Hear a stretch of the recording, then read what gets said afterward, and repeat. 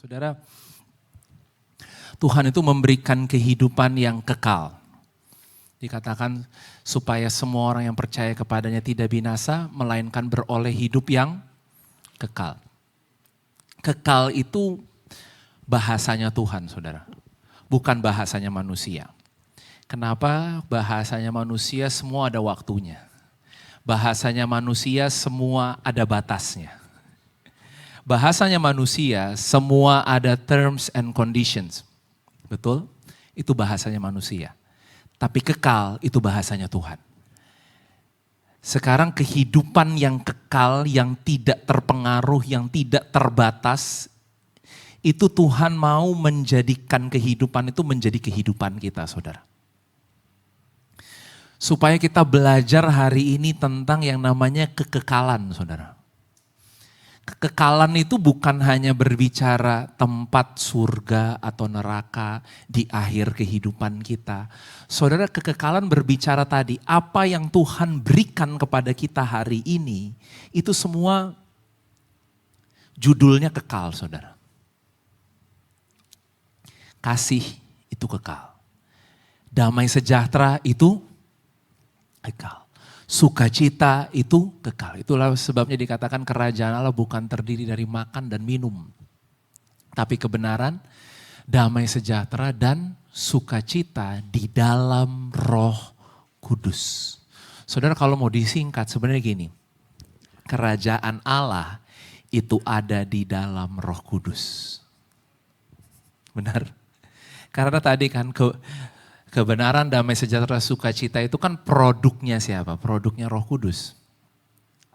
Kalau bahasa Indonesia nggak bilang di dalam, tapi bahasa Inggris, bahasa aslinya katakan in the Holy Spirit, di dalam Roh Kudus. Saudara belajar tentang kerajaan Allah sepanjang tahun ini, berarti gini loh. Kita sedang mengalami, kita sedang belajar memahami kehidupan di dalam Roh Kudus. Amin. Sebuah kehidupan yang kita, mungkin gini saudara, kita sulit untuk kendalikan. Sebuah kehidupan yang gini, karena percuma kalau saudara mau terus pegang setirnya, saudara mau terus mungkin bahasanya gini ya, mau terus ngotot-ngototan dan bilang aku maunya gini Tuhan, aku maunya seperti ini. Saudara, kerajaan Allah adalah tentang let go. Adalah tentang mau gak kita sekarang kasih setirnya kepada Tuhan dan biar Tuhan yang membawa kehidupan kita. Amin. Kita lihat sebentar dalam Yohanes 7 ayat 38. Siang hari ini judul khotbahnya adalah A Drink That Become a River. Ya, minum. Ya, apa yang kita minum, minuman yang menjadi sebuah sungai. Wow. Minuman yang menjadi sebuah sungai. Nah, di puncak perayaan ya, jadi ketika banyak orang Yahudi hari itu berkumpul di Yerusalem, sebenarnya di keadaan ini ketika Yesus ngomong ini, Yesus sudah sangat kritikal keadaannya. Kenapa saudara? Karena orang Yahudi semua berusaha mau membunuh dia. Ya, ini dia sudah benar-benar mau orang-orang bersiasat untuk mau menjatuhkan, mau membunuh Yesus, menyingkirkan Yesus. Tapi di tengah keramaian itu, ya di tengah keramaian itu dia masih berani untuk mendeklar sesuatu. Dia berani untuk mengajarkan sesuatu. Dan apa yang dia declare, dia katakan gini. Ya kalau kita mundur sebentar ayat 37 dikatakan pada puncak perayaan itu. Coba mungkin media bantu. Oke. Pada hari terakhir yaitu pada puncak perayaan itu. Yesus berdiri dan berseru. Nah ini saudara. Barang siapa haus, baiklah ia datang kepadaku dan minum. Ayat 38.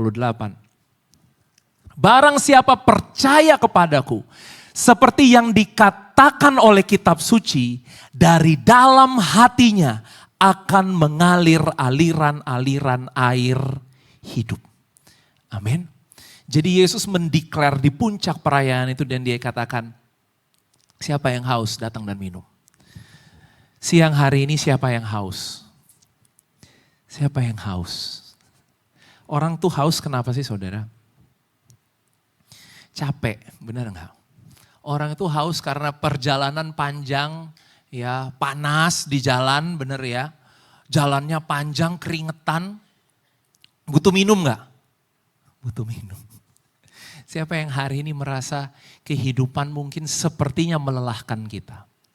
Kehidupan sepertinya mungkin membuat hati kita ini jadi kering, tawar gitu ya, kehilangan semangat ya, kehilangan pengharapan mungkin saudara.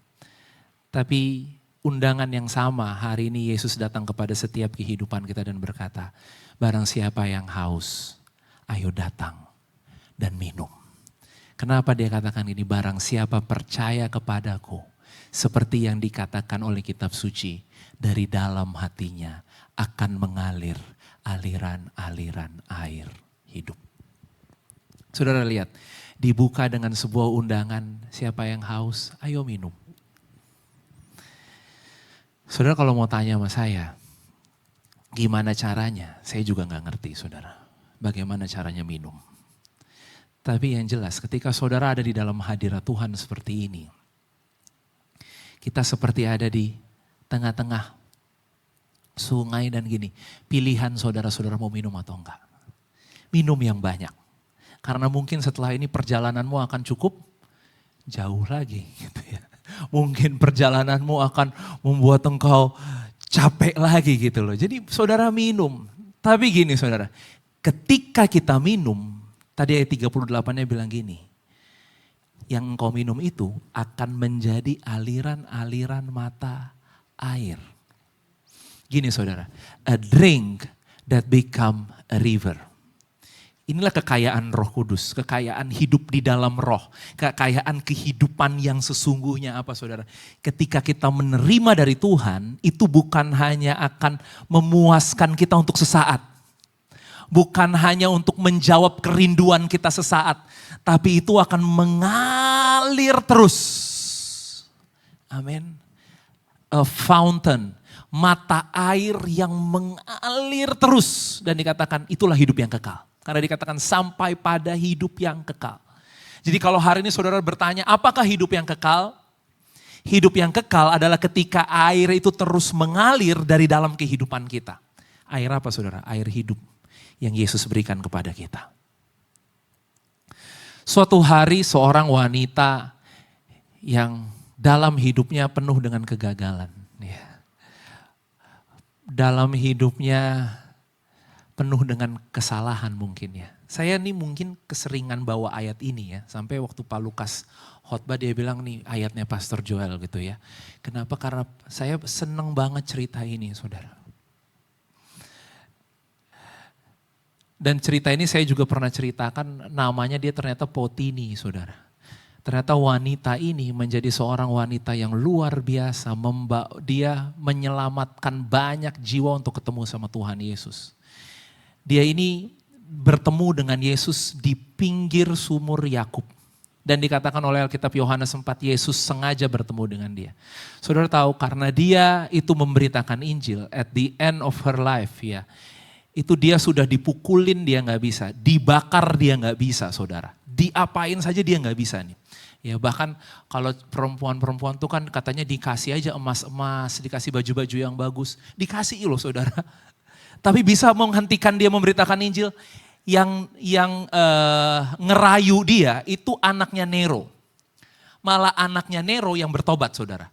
Anaknya Nero dan ratusan pegawainya hari itu menerima Tuhan Yesus. Dia di penjara, satu penjara terima Yesus. Ya, ini wanita ini tidak terhentikan. Sampai akhirnya tahu nggak saudara apa yang bisa menghentikan dia? Dia dibunuh dengan kepala terbalik. Dijatuhkan ke dalam sebuah sumur yang kering. Dan dia mati di situ saudara.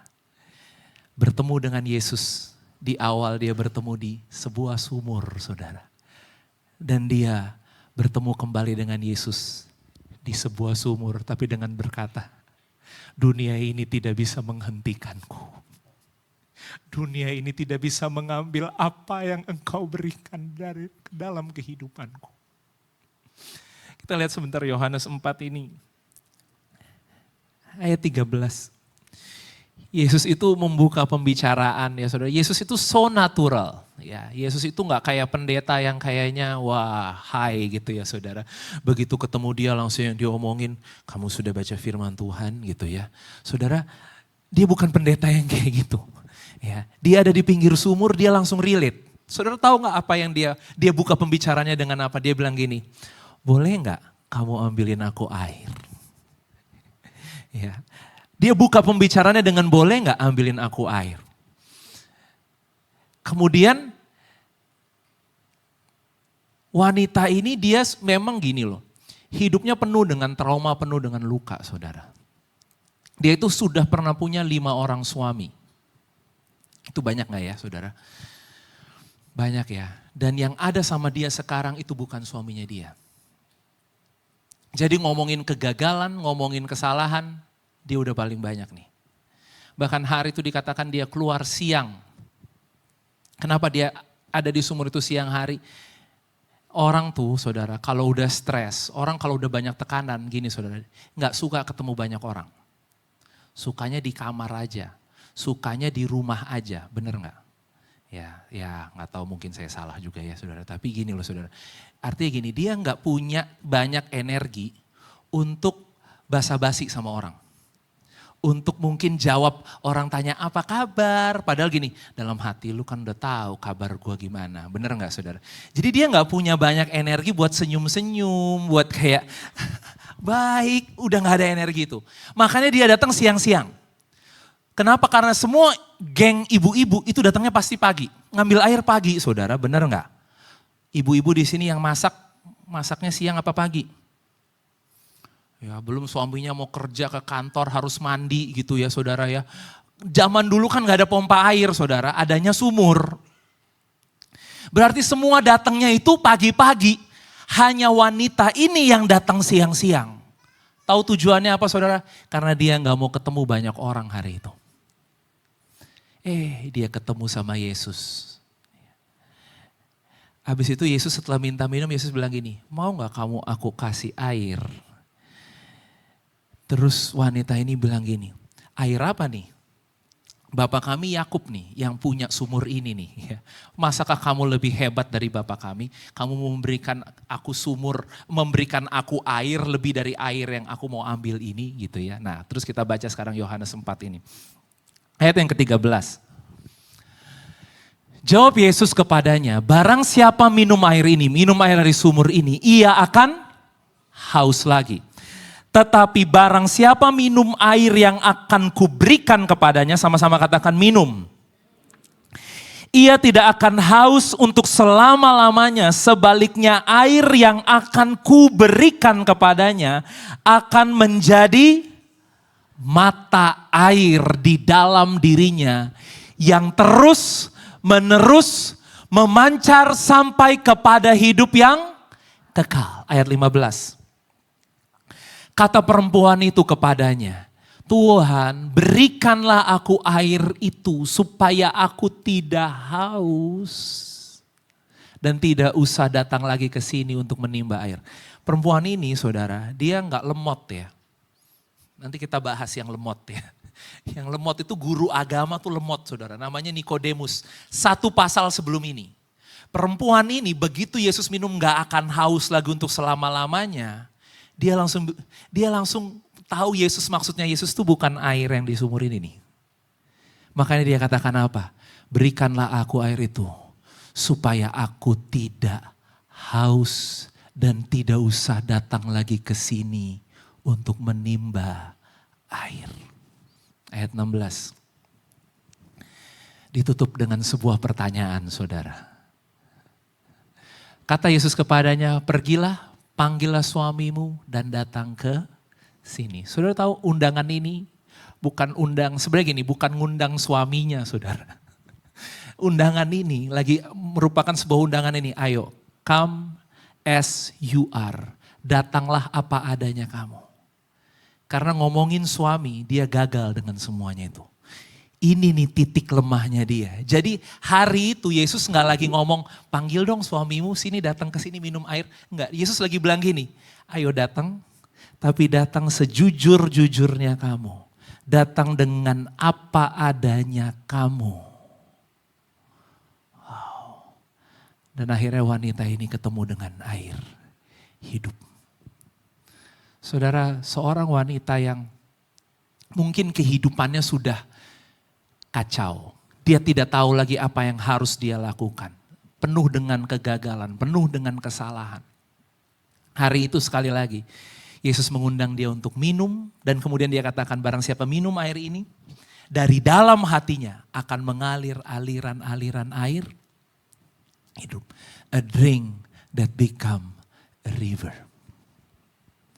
Saudara, mungkin siang hari ini kehidupan membuat kita haus. Dan kita seperti duduk di pinggir sumur itu. Tapi gini saudara, di tempat dimanapun saudara berada hari ini, Yesus ada di situ untuk menemuimu. Dan apa yang dia lakukan?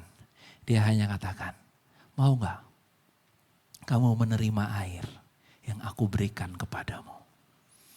Dan kamu tidak akan haus lagi untuk selama-lamanya. Saudara, inilah kehidupan yang kekal. Kehidupan yang tidak membuat kita haus untuk selama-lamanya. Percayakah kita bahwa hari ini Tuhan tidak melihat kegagalan kita? Tuhan tidak melihat kesalahan kita.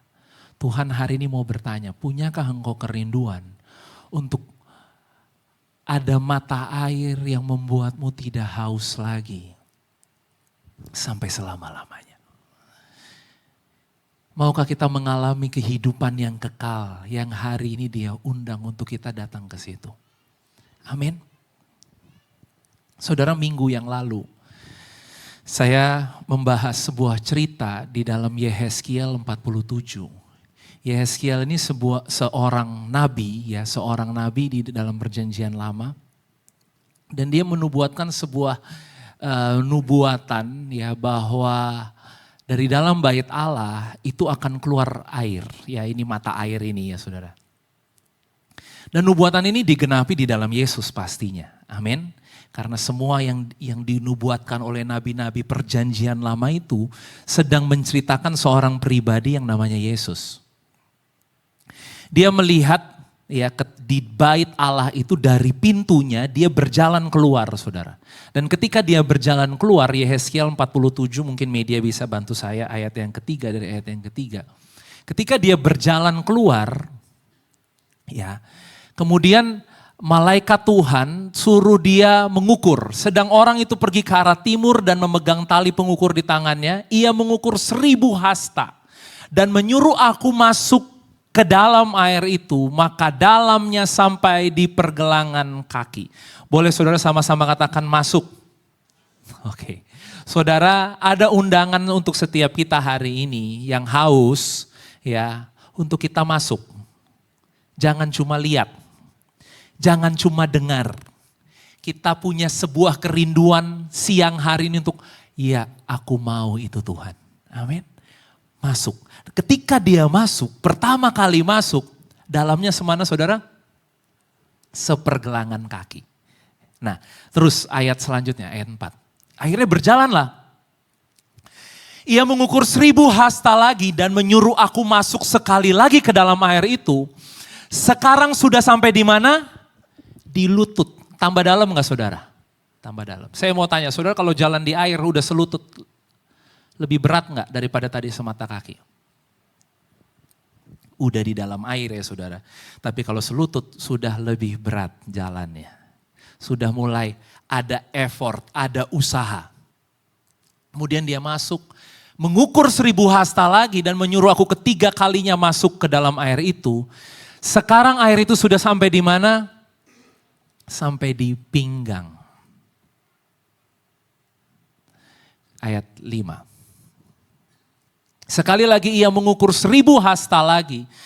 Sekarang air itu sudah menjadi sungai, become a river. Di mana aku tidak dapat berjalan lagi sebab air itu sudah meninggi. Dalam terjemahan yang lain dikatakan itu sudah melewati kepalaku. Sehingga orang dapat berenang suatu sungai yang tidak dapat diseberangi lagi. Saudara kalau lihat tadi kita baca terus tadi sebelumnya ya, dikatakan air ini keluar dari mana? Dari bait Allah. Saudara ingat di dalam perjanjian baru Tuhan berkata, tidak tahukah kamu bahwa tubuhmu hari ini, di dalam kamu hari ini ada bait Allah yang hidup. Rumah Tuhan itu ada di dalam kehidupan kita hari ini. Jadi ketika dikatakan ada air ini keluar dari bait Allah, sebenarnya ini gak lagi ngomongin bait Allah fisik. Seharusnya ketika kita baca ayat ini sedang berbicara apa yang sedang terjadi saat ini di dalam hidup kita. Yes. Ini bukan cerita kitab Yehezkiel saja. Ini cerita kehidupan saudara dan kehidupan saya. Saya mau tanya di sini. Siapa yang kadang-kadang rasanya langkahnya berat? Tambah dalam, tambah berat gak saudara? Oh ikut Yesus, aku dapat banyak firman Tuhan gitu ya. Aku rajin ke gereja, aku rajin baca Alkitab. Aku sekarang percaya sama Tuhan Yesus. Saudara, perjalananmu tidak akan semakin ringan. Tapi engkau masuk lebih dalam lagi. Dan kaki ini sepertinya berat untuk melangkah. Tapi gini saudara, dari mata kaki, dia naik ke lutut, dia naik ke pinggang, sampai dia lewat di atas kepala kita. Boleh sama-sama maaf ya, biar siang ini kita enggak ngantuk, oke? Angkat tangannya saudara. Sekarang tangannya taruh di atas kepala. Oke. Nah, gini, sekarang bilang sama kiri kanannya, airnya di sini nih. Masalahnya gini saudara, kalau airnya sudah di sini, otak kita kerendam saudara. Kepala kita kerendam. Saudara masih mau jalan kalau udah dalam? Gak bisa. Apa yang bisa kita lakukan? Berenang. Amin. Dunia ini akan ngajarin kita berjalan, bener. Dunia ini pinter ngajarin kita berjalan. Kamu harus lakukan ini, kamu harus buat ini, kamu harus buat itu. Tapi gini saudara, ada kalanya perjalananmu semakin jauh dengan Tuhan. Dan kau gak bisa pakai lagi cara dunia ini. Apa yang harus kita lakukan hari ini? Berenang. Aduh, ini firman Tuhannya memang membuat banyak saudara pasti bingung gitu ya. Dari mimbar sini saya melihat wajah-wajah yang mulai, ini apa ya Pak gitu ya. Tapi gini saudara, kehidupan yang ada di dalam kita, itu dia akan mengalir sampai dia menjadi sungai. Dan itu akan melewati kepala ini saudara. Saya mau tampilkan sebuah gambar, media bisa bantu. Beberapa minggu ini saya tunjukkan gambar ini ya saudara. Mungkin saudara kita udah sering lihat gambar ini. Ada roh, jiwa, dan tubuh. Ini manusia kita. Manusia kita bukan tubuh, jiwa, roh. Tapi roh, jiwa, dan tubuh. Ya. Nah, roh itu tingkat yang paling atas. Makanya dikatakan dia datang untuk memberi hidup dan hidup dalam segala kelimpahan. Jadi kalau gak ada roh saudara, cuma penuh di tubuh dan jiwa, bisa dikatakan melimpah? Gak bisa melimpah. Karena takaran melimpah itu adanya hanya di roh saudara. Kita bisa kaya, kita bisa hebat, kita bisa terkenal, kita bisa punya semuanya di dunia ini saudara. Tapi apakah bisa dibilang penuh? Belum penuh. Sampai di roh. Sehingga kehidupan yang penuh dan melimpah itu adalah kehidupan di dalam roh saudara. Jadi saudara jangan, maaf ya, di sini nggak ada. Kita jangan matre gitu loh saudara. Ngomongin melimpah, waduh langsung yang dipikirin tubuhku melimpah, uangku banyak gitu misalnya. Karena kalau cuma tubuh yang melimpah, itu enggak melimpah saudara. Di atasnya tubuh ada jiwa. Banyak orang udah sebar-sebar hartanya, punya banyak uang, jiwanya puas nggak? Jiwanya nggak puas juga. Oh, mungkin dia butuh kepuasan jiwa. Kayaknya Pak, saya mau jadi caleg gitu ya misalnya. Ini contoh nggak ada di sini ya saudara ya. Saya mau jadi caleg supaya jiwa saya puas gitu misalnya. Nanti saya bisa buat keputusan-keputusan yang mempengaruhi negeri ini misalnya gitu ya. Wah, disitulah jiwa saya puas. Jadi caleg saudara. Tapi 4 tahun apa 5 tahun Om Lukas? 5 tahun dia selesai saudara. Setelah selesai, haus lagi enggak? Haus lagi. Jadi yang bikin kita penuh apa saudara? Hidup di dalam roh ini. Amin. Nah next, media bantu saya tampilkan gambar selanjutnya. Nah ini saudara, saya kasih ilustrasi aja ya saudara ya. Ketika kita jalan, air itu awalnya di mata kaki, masih di mana? Di tubuh. Kemudian dia selutut. Masih bisa jalan selutut? Masih. Kemudian dia sepinggang. Saudara ngomong-ngomong by the way. Tadi di dalam bahasa Indonesia dikatakan dari dalam hatimu akan mengalir aliran-aliran air hidup. Dalam bahasa aslinya itu nggak dibilang hati saudara. Dalam bahasa aslinya itu dibilang perut. Makanya dalam terjemahan bahasa Inggris beberapa terjemahan dikatakan out of your innermost being. Ya di dalam kedalaman dirimu. Tapi dalam perut.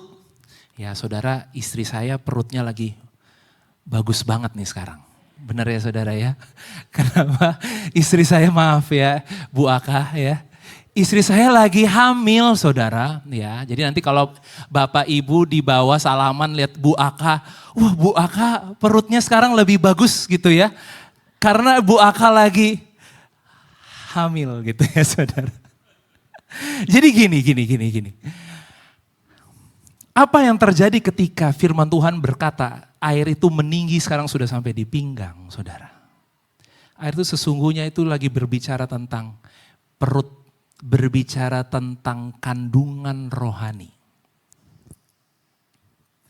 Saudara memang perlu sungai ini. Kalau sungai ini tidak tinggi, hidup benar tuh susah. Jadi orang baik tuh susah saudara. Makanya firman Tuhan katakan buah roh. Saudara tahu buah roh? Ya. Buah roh, buah itu hasil dari hubungan saudara. Buah roh, mulai keluar yang namanya apa? Kasih, sukacita, ya, lemah lembut, kemurahan hati. Saudara gini, kalau airnya tidak setinggi ini, sulit untuk kita melahirkan buah roh. Makanya gini, pasti ayat yang tadi itu tidak berbicara fisik. Karena kalau berbicara fisik pasti yang cowok-cowok di sini sedih. Bener nggak? Ya, out of your belly katanya gitu ya. Mengalir aliran-aliran air hidup. Ya berarti cuma yang perempuan aja dong yang punya kan kandungan. Yang laki-laki gimana? Kita nggak punya kandungan gimana nih? Jadi di sini pasti kandungannya berbicara apa? Kandungan rohani. Amin. Oke, saya bukan lagi ngajak saudara yang aneh-aneh ya. Coba sekarang pegang perutnya. Oke, saudara akan mulai melahirkan hari ini buah-buah roh. Amin. Melahirkan kebaikan. Melahirkan kasihnya Tuhan, melahirkan jiwa-jiwa. Amin. Saudara itu gak kebetulan loh. Karena memang disitulah Tuhan mau saudara mengandung banyak hal. Dan bukan hanya mengandung, melahirkan banyak hal. Tapi airnya harus setinggi ini dulu nih. Tapi di sini masih jiwa. Ada kalanya air itu tambah tinggi lagi saudara. Di atas kepala kita. Dan gini saudara. Kita gak bisa mengerti lagi. Terimanya dengan apa? Lihat saudara yang paling atas. Cuma bisa diterima dengan roh. Jangan-jangan. Banyak hal yang hari ini saudara tidak bisa mengerti. Banyak hal yang sepertinya kalau saudara melangkah itu berat. Saudara, hari ini Tuhan mau ajak saudara semua di sini berenang. Kenapa? Karena semuanya itu hanya dapat dinilai secara rohani.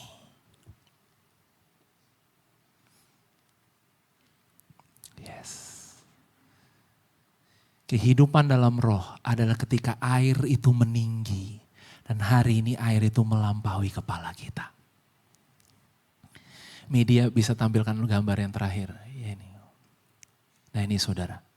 Di dalam jiwa kita ada pikiran, ada perasaan, dan ada kehendak. Ya, ini jiwa kita nih. Jiwa kata kuncinya mengerti. Makanya ketika ada banyak hal yang kita tidak mengerti, jiwa ini berontak gak saudara? Ketika ada banyak hal yang kita tidak mengerti, jiwa ini teriak gak? Teriak. Jiwa ini tertekan? Tertekan. Mulai haus. Kalau udah haus itu tandanya gini, saudara harus naik tingkat. Naik ke tingkat yang lebih tinggi lagi. Amin. Tingkatnya apa? Roh. Dan roh kata kuncinya adalah percaya. Makanya satu pasal sebelum Yohanes 4, Yesus ketemu Nikodemus. Nikodemus itu guru agama saudara. Tapi ketika Yesus ngomong sama dia, dia gak bisa ngerti. Gak bisa mengerti saudara. Kenapa? Karena apa yang Yesus ajarkan tentang gini Nikodemus, kalau kamu mau mengalami apa yang aku lakukan, kamu harus lahir kembali. Maksudnya gimana nih? Masuk lagi dalam rahim ibuku. Aku udah ubanan nih, masa masuk lagi dalam rahim ibuku? Maksudku adalah lahir dari air dan roh. Ngerti? Nikodemus belum ngerti juga. Karena Nikodemus mencoba untuk mengerti. Kita lihat sebentar dalam Yohanes 3 ayat 9. Yohanes 3 ayat 9.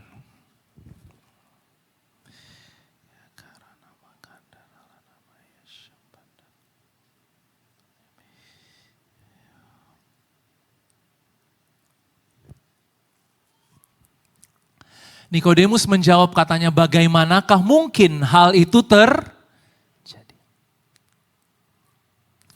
Siapa yang punya pertanyaan ini hari ini? Kenapa?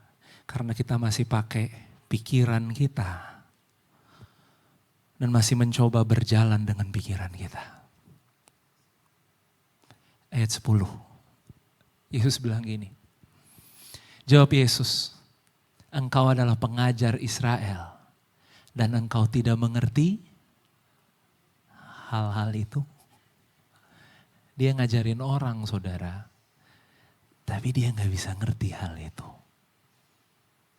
Amin. Saya teringat satu ayat sebentar saya cari.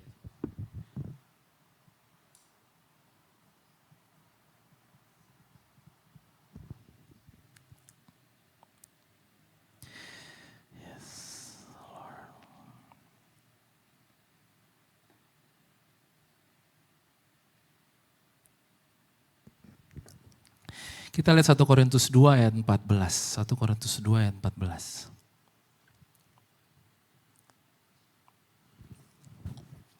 Oke. Tetapi manusia duniawi tidak menerima apa yang berasal dari roh Allah. Karena hal itu baginya adalah suatu kebodohan. Dan ia tidak dapat memahaminya. Manusia duniawi itu bukan orang yang di luar yang gak Kristen ya saudara. Enggak. Manusia duniawi itu tadi. Pikiran kita nih, jiwa kita. Kalau kita masih berjalan dengan pikiran ini dikatakan gini. Dia tidak bisa menerima yang berasal dari roh Allah. Kenapa? Karena baginya semua itu seperti kebodohan. Dan ia tidak dapat memahaminya. Sebab hal itu hanya dapat dinilai secara rohani.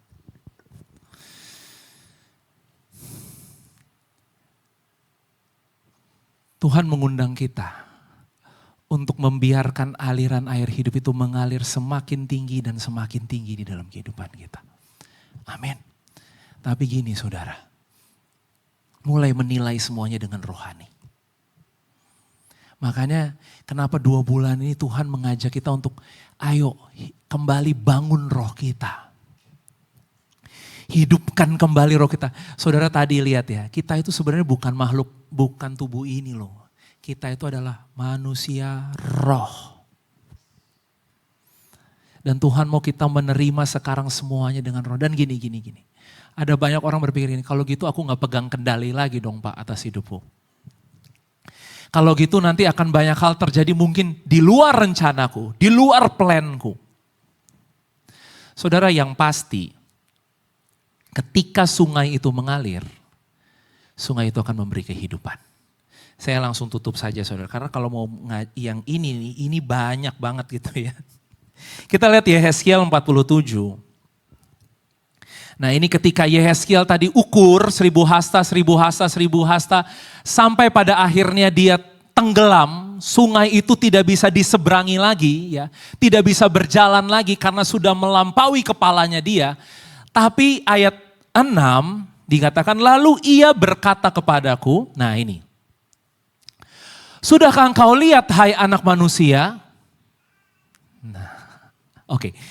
Bayangkan saudara hari ini Tuhan sedang berbicara kepada kehidupan kita.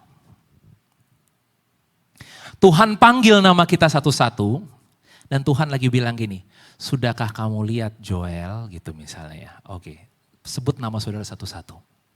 Sudahkah kamu lihat? Ini kan kita udah berjalan sama Tuhan kan, benar? Udah kan? Sudahkah kamu lihat? Nah, setelah dia tanya, sudahkah kamu lihat semuanya itu? Dia membawa apa? Membawa aku kembali. Katakan kembali. Artinya, dia bawa kita balik lagi ke bait itu. Menyusur tepi sungai. Nah, ayat 7. Nah ini, Tuhan mau hari ini mata kita terbuka. Minggu yang lalu kita diberkati Pastor Junianto bilang di lembah penantian biar mata ini bisa terbuka untuk melihat penyertaan Tuhan yang lebih besar. Amin. Nah dalam perjalanan pulang, saudara mau pulang hari ini gak ke rumah Bapak saudara, gak ke surga ya. Maksudnya gini loh, saudara mau gak hari ini mungkin kita capek lihat semua yang di luar. Kelakuan orang, keadaan di luar, masalah yang di luar. Mau gak hari ini kita kembali kepada bait Allah yang ada di dalam kehidupan kita. Pulang, sungguh, nah ini Tuhan bukakan mata kita. Sepanjang tepi sungai itu ada amat banyak pohon di sebelah sini dan di sebelah sana. Terus ayat 12. Pada kedua tepi sungai itu tumbuh bermacam-macam pohon buah-buahan yang daunnya tidak layu.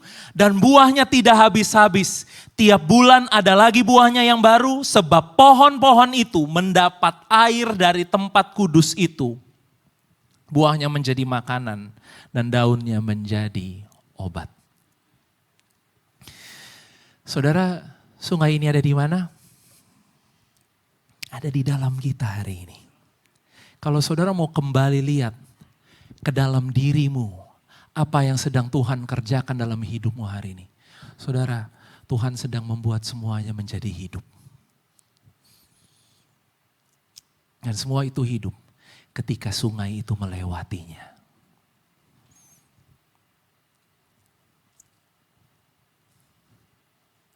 Lalu kita lompat ke Wahyu, saudara ya. Wahyu 22 ayat 1 dan 2. Wahyu 22. Wahyu itu cerita tentang kehidupan kita yang baru di dalam Yesus. Amin. Di sini dikatakan gini, lalu ia menunjukkan kepadaku sungai air kehidupan yang jernih bagaikan kristal dan mengalir keluar dari tahta Allah. Wah, keluar dari tahta Allah.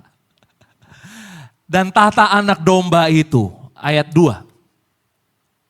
Di tengah-tengah jalan kota itu, yaitu di seberang menyeberang sungai itu, ada pohon-pohon kehidupan yang berbuah 12 kali, tiap-tiap bulan sekali, dan daun pohon-pohon itu dipakai untuk menyembuhkan. Saudara nyambung gak Yehezkiel sama Wahyu? Ini penulisannya beda ratusan tahun, bahkan mungkin ya ratusan lah ya, ratusan tahun. Tapi di sini Yohanes bisa melihat lagi apa yang waktu itu Tuhan kasih lihat sama Yehezkiel. Tentang air, sungai yang mengalir ini. Saudara, inilah kehidupan kita. Kehidupan kita itu gini. Mungkin sederhananya ya. Dari tadi saudara pikir gini, jadi Pak ini maksudnya apa ya gitu ya, oke. Kita hari ini mungkin lagi mencari gini saudara, mencari sumur untuk membuat kita tidak haus, kasih kita minum. Mungkin sumur itu gini, mungkin Pak sumur itu sekarang ada di pekerjaanku ya, aku mau datang ke kantorku dan aku mau buat supaya gimana di kantor ini bikin aku, hari ini aku haus, aku pengen minum di kantor, oke. Habis itu kita datang ke teman kita yang mungkin kita pikir bisa menolong kita. Kita datang ke keluarga kita datang ke mungkin pendeta, kita datang mungkin, saudara ada banyak hal di sini kita berpikir mungkin ini bisa menolong aku. Kita datang ke dokter, kita datang ke siapa? Di sini saudara kalau punya masalah datang kemana? Benar ya? Kita datang ke situ tuh, mencari sumur itu. Tapi gini, ketika engkau minum air hidup, Tuhan Yesus bilang gini, kalau kamu minum air ini, kamu akan haus lagi. Apa yang manusia berikan sama kita, itu terbatas. Sederhana aja saudara, mau gak hari ini kita datang sama Tuhan, apa adanya kita dan tadi kuncinya bukan mengerti, tapi percaya. Ketika engkau datang sama dia, ada hal yang saudara tidak bisa bayangkan, saya undang pemusik bisa maju ke depan. Ada hal yang kau gak bisa bayangkan gini, apa yang kau minum ternyata itu menjadi sungai. Sungai yang gini, ketika dia semakin dalam, dia akan membawamu mengalir dan engkau tidak bisa berjalan lagi. Berjalan mungkin berbicara, kita tidak bisa mengerti lagi. Karena selama kita masih bisa berjalan, kita masih bisa mengerti. Siapkah kita untuk sebuah perjalanan bersama dengan Tuhan? Saudara, firman ini bukan cuma buat saudara, ini buat saya hari ini. Siapkah kita berjalan bersama dengan Tuhan? Bukan dengan apa yang kita bisa mengerti lagi, tapi dengan apa yang kita bisa percaya. For we live by faith and not by sight.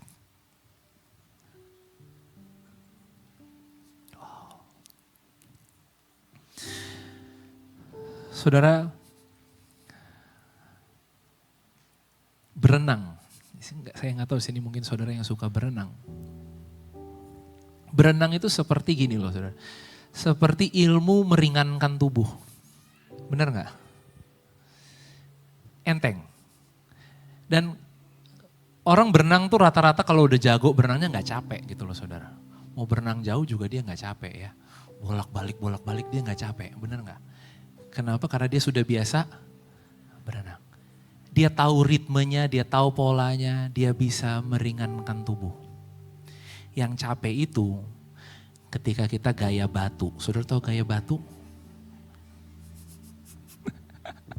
Siapa yang di sini nggak bisa berenang? Bisa Pak gaya batu. Waduh, itu capek saudara.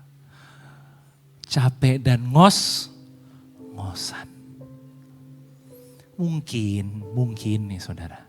Mau gak kita belajar sama-sama ilmu meringankan tubuh?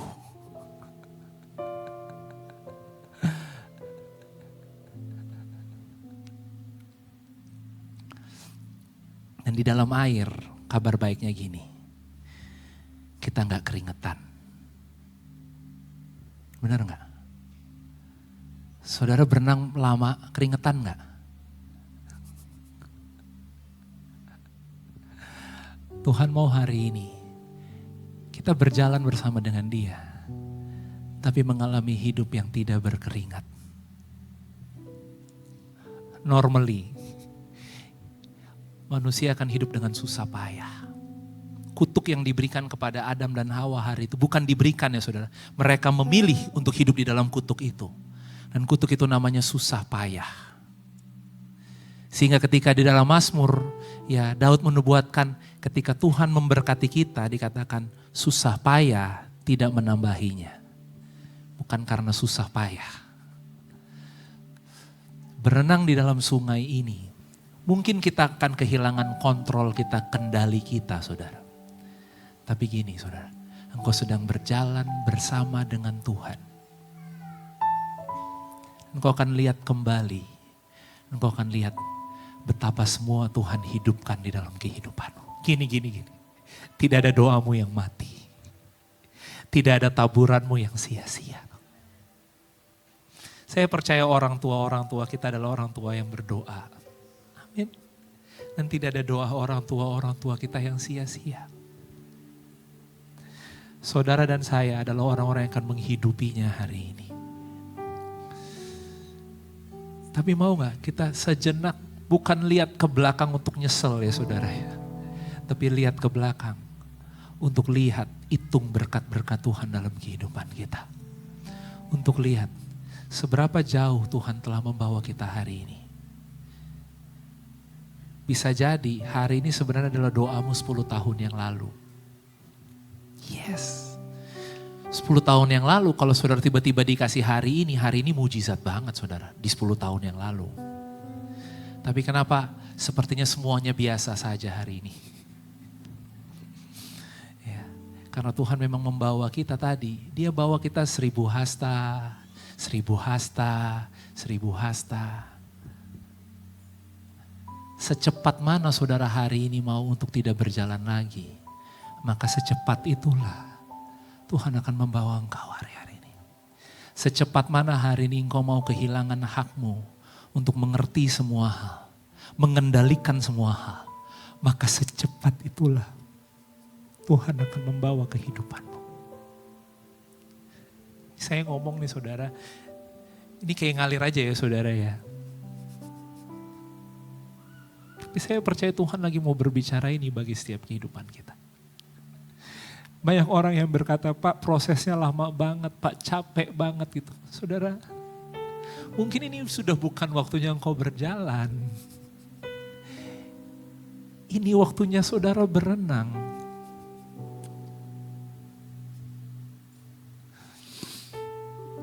Ketika saudara lihat ke belakang, tidak ada yang kering, tidak ada yang... Malah semuanya hidup saudara. Dikatakan tiap bulan dia berbuah, artinya gini, dia gak punya musim. Dia selalu berbuah. Ayat terakhir deh, paling terakhir. Yesaya 58 ayat 11. Mari kita bangkit berdiri bersama-sama. Yesaya 58 ayat 11. Wow.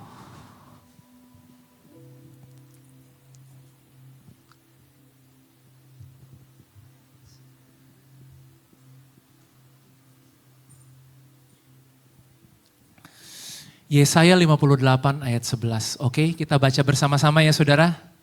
1, 2, 3. Tuhan akan menuntun engkau senantiasa dan akan memuaskan hatimu di tanah yang kering. Dan akan membaharui kekuatanmu. Engkau akan seperti taman yang diairi dengan baik.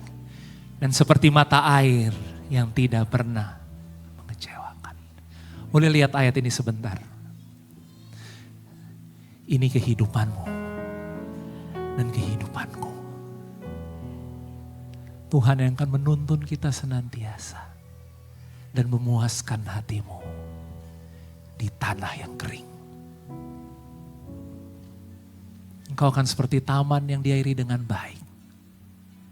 Dan di dalammu ada mata air yang tidak mengecewakan, yang tidak pernah gagal.